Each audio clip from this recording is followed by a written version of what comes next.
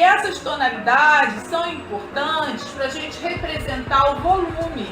O volume dos objetos, ele ocorre não só no, assim, da representação arquitetônica, como a gente tem lá dos castelos, como também ele é utilizado para a gente representar formas de animais, de objetos, de coisas que a gente tenha lá. Bom, olha só, a gente também tem que lembrar que existe um contraste entre o que é claro e o que é escuro. Por exemplo, se eu tenho uma superfície mais clara, uma determinada tonalidade do grafite, né, do cinza que eu fiz, ela vai ter uma reação, ela vai ficar diferente do que se ela tiver num fundo mais escuro.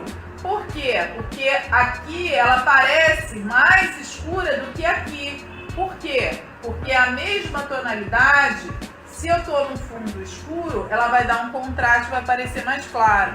Tá, mas a gente vai desenhar no fundo escuro, eu sei, mas a gente vai procurar fazer esses contrastes de cor entre o que é mais escuro e o que é mais claro. Nesse quadro aqui, que é um quadro do barroco italiano, que é do Caravaggio, a gente tem essa imagem aqui, eu fiz ela assim toda, né, em preto e branco, para que a gente possa perceber com mais assim, né, impacto a questão da luz. Como é que a luz ela está vindo lá nessa direção, ela vai iluminar somente uma parte das pessoas que estão aqui nesse ambiente. Então, o que acontece? O contraste entre o claro e o escuro é que vai fazer com que eu perceba as formas que estão aqui e os volumes também dos corpos, das roupas, da mesa, de tudo que está aí nesse ambiente. Eu iniciei aqui um desenho em que eu tenho, ó,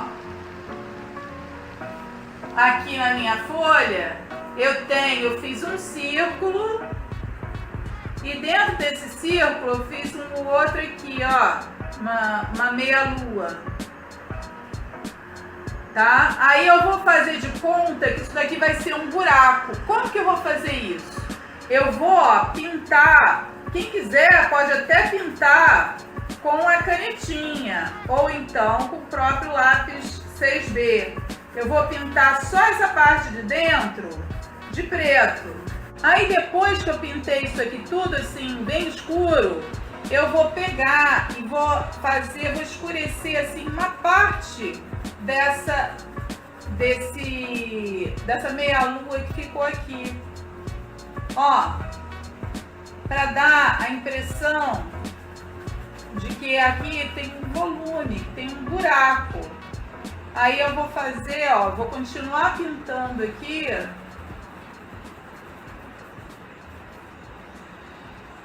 E aí quando eu quero tornar ele mais clarinho, eu venho com o dedo, ó, e vou passando assim para esfumaçar. Eu fiz como se fosse uma bolinha, sabe aquelas bolinhas que tem de sinuca? Como se ela fosse cair um buraco.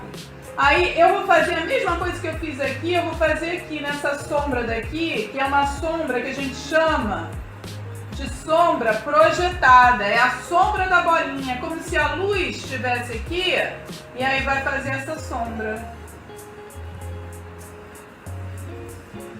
A luz tá vindo daqui, ó. E aí vai dar uma sombra na bola, que tá aqui a sombra projetada dela. Só que normalmente a mesa ou o que for que tiver aqui vai dar um reflexo. E aí a gente não vai pintar essa parte aqui, ó, vai deixar mais clara. A gente vai fazer aqui, ó, um contraste. E a partir daqui, mais ou menos, a gente vai fazer o volume desse círculo, dessa bola. Não é bem um círculo, né? É como se fosse uma esfera, né? E aí a gente vai, ó, a gente pode deixar até uma área assim mais para luz e a gente vai pintar aqui. Aí, gente, a gente vai escurecendo, né?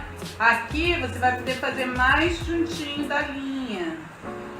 Ó, o grafite vai ficar mais escuro. Agora aqui, quando eu tenho essa sombra, o que que acontece? Tem um reflexo também da mesa. Então eu vou deixar aqui, ó, como se fosse esse reflexo. Então eu vou pintar só um pedaço aqui, porque esse reflexo é importante para dar o contraste aqui entre a forma, tá? Se você tiver dificuldade para fazer essa forma circular, pega uma tampinha de leite, uma coisa assim, ou então o próprio transferidor, alguma coisa que você tem em casa que seja redondo, e aí você faz, tá? Olha só, eu fiz uma folha grande que é para vocês poderem ver melhor, tá? Mas você pode fazer nessa folha assim, tamanho assim menor também. Olha só, eu vou fazer essas formas em zigue-zague. Depois que eu fizer essas formas em zigue-zague, eu vou ligar as linhas. E aí depois eu vou criar um sombreamento que vai dar essa ideia de volume e que vai dar essa ideia de profundidade. Vamos ver como é que funciona? Então, eu vou traçar, ó, com o meu lápis as linhas, dando a ideia, ó, de um zigue-zague.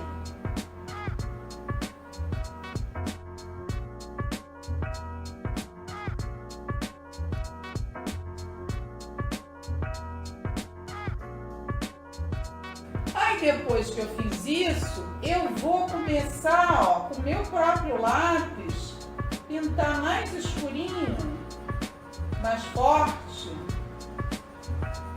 Vou pintar mais forte os cantos e vou clareando aos poucos.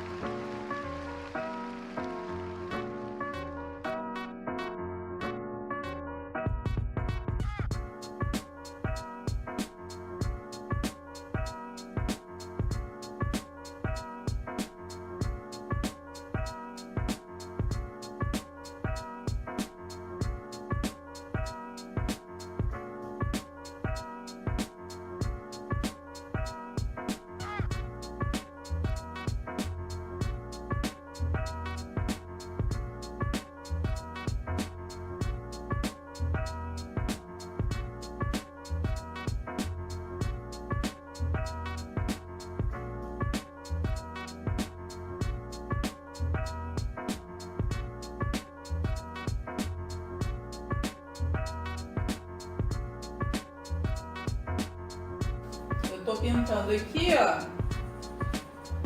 Essa parte de baixo é onde eu quero que seja o buraco. Então aqui eu vou pintar ainda mais escuro para dar a impressão de que nessa área daqui eu vou ter a profundidade.